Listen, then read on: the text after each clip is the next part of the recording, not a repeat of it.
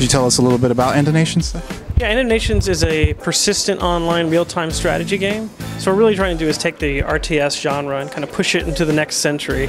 So, you know, all the great things about RTS games that people already like, and then adding all those persistent elements of creating a character and building an army, playing on a live living world on a bunch of different maps of different game types and sizes. And it takes place in the near future, sort of after governments collapse. It's sort of like almost like a post-apocalyptic world where you play one of the two revolutionary factions that are fighting up against the Order of Nations, this group that has sort of taken over the globe. Could you tell us how this game pushes the genre forward exactly?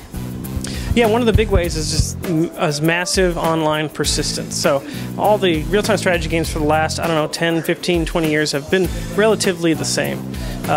What we're doing now is bringing that multiplayer aspect that has gone to every other genre of games and bringing it to RTS. So you log in, you see a living world where there's persistent territory control for your faction, and then you're choosing to play in maps as big as 28 versus 28. So huge battles that's never really been seen in a strategy game like this.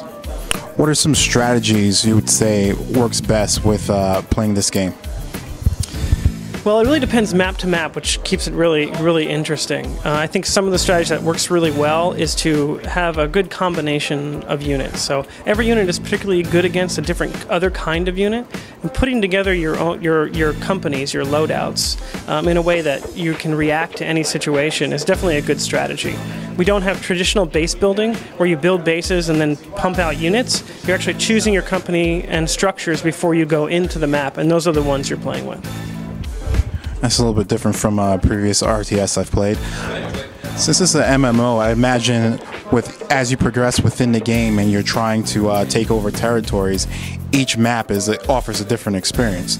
How would you say that that differs from other RTS games? Well, for an RTS game, you know, either you're playing like straight PvP 1v1 or 2v2, or you're doing this highly scripted campaign, right? For us, we're almost combining the two, right? We have co-op maps where you're actually, you know, playing with players against AI units, and there's an end goal for that map, and you're sort of just like a single-player campaign.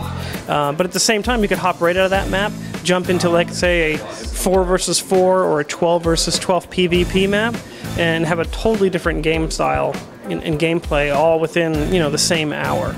So that variety and being able to just jump back and forth between all these things and them all combined together in this overarching game for territory control is putting this all together in a way that you really haven't seen in a strategy game. You mentioned that there were two factions within the game. What would you say is the biggest difference between the two? Liberation Front is really almost like Western military, so a lot of big tanks, high damage, a little more slow moving. Shadow Revolution is they have a lot more like stealth, hit and run, high tech. So they play completely different from each other. So it really depends on your play style.